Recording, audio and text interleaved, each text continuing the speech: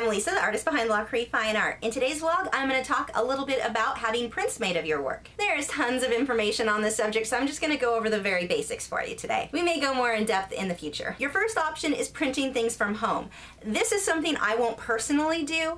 Yeah, most ink cartridges are going to be acid-free and you can get quality paper, but anytime I've done that, those prints have faded within a few years pretty badly. It is going to completely depend on your printer and your ink and your paper, and there's a lot of things that contribute to this, but I am not willing to sell something that might fade in a few years, and every single thing I've tried on my own has faded over the years. So again, not something I'm comfortable doing. Lots of artists do it.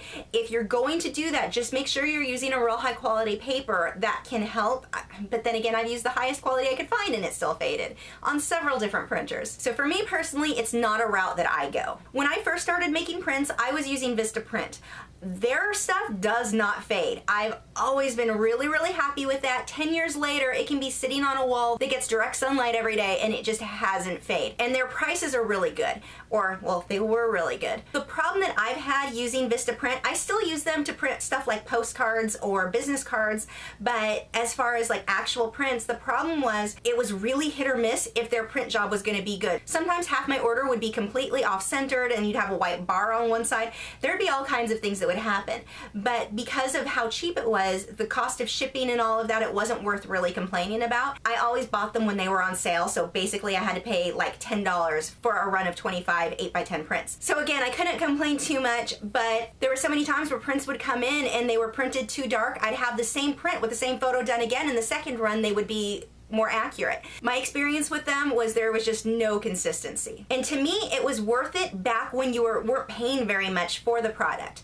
But as the years have gone on, they've gotten quite a bit more expensive. They don't have their huge sales quite like they used to. And I mean, they're still, I guess, cheaper than using a local printer, but with a local printer, you're more likely to get better results. If it's off-center, you can show them right there, hey, you didn't print this right, and they're gonna fix it for you. With Vistaprint, that's not so easily done. So you've gotta kind of weigh the positives and negatives there. But it is an option, and I do still really like them for having postcards printed. But even with the postcards, I've had times where half of them were so far off-center that I had a white bar on one side and the other half was fine. So again, very hit or miss with quality control issues there. Next, and this one is one of my favorites, is Shutterfly. There are tons of online websites like this that you can print from. Shutterfly is my favorite. The quality with everything that I've had printed with them has been amazing. And with them, I can do drop shipments where I order it and then send it to the customer, so I don't even have to have it sent to me first. That is not something that I ever would have been able to do with Vistaprint because I couldn't trust the quality from Vistaprint.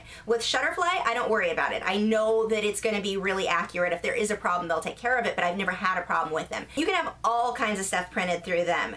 Their prices are good. You just watch for sales, and they do have fairly good prices for a lot of their prints. I've had posters printed with them. I've had mouse pads printed with them. Every single thing that I've had printed is really good, and with them, one of the things that I like is they have customer reviews. So if it's a product that looks kind of cheap when you get it, there's generally going to be customers that have told you that before you go through the trouble of ordering it. And all of their prints have been very accurate to the photo that I sent them. So that I do like. I don't personally use them very often, just when I need to have an individual poster printed. Now, my preferred method is actually just to use Fine Art America.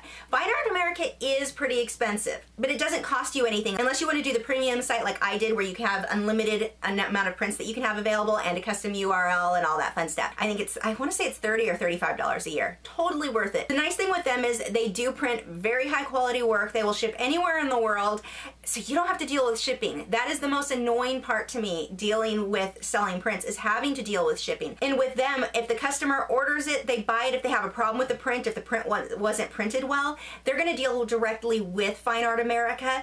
You don't have to get involved in any of that. You set your prices, how much you wanna make per print, and Fine Art America puts the fee on top of it. Now, one of the things, a lot of people seem to be under the impression that if they put their stuff on Fine Art America or a similar type site, that their stuff is just gonna start selling, that Fine Art America is gonna be the one that sells it. It really doesn't work that way. It works well if you're promoting and marketing it. It's kind of like your own website, but you're still responsible for getting the word out, letting people know that you've got products available there. You're just not very likely to have stuff sell from a search on Fine Art America itself. So again, if you're not going to promote it, you're probably not going to get many sales through there. And there are other websites where you can have a limited number of prints done, which you can charge more for the print themselves that way because they have more value than doing open edition runs. The only really bad thing with those is most of them require you to have a minimum number. So you may have to order 5 or 10 or whatever of that specific print to get the order. So you've got to come up with the money up front, and then you've got to store them yourself, and then you've got to ship them when someone orders them.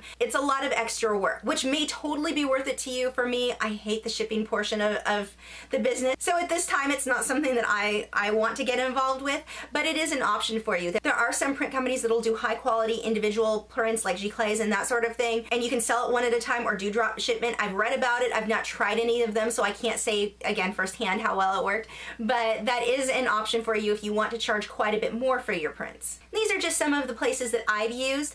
If you have tried different print shops that you liked or disliked, let me know in the comments below so everyone can see where to or not to go in some cases. If you're new here, I have new video critiques every Tuesday where I'm critiquing your original paintings or drawings, my own speed paintings, drawings, and tutorials every Wednesday, and vlogs every weekend. So make sure you subscribe, follow me on Facebook, Twitter, Instagram, Tumblr, all those social media sites. Links are below in the video description. You can keep up with news, my newest work, and see real-time clips of whatever it is I'm currently working on. Except for this week because I'm currently in California, so I'm not working on anything. But I'll be back to painting next week. I'll see you guys on Tuesday.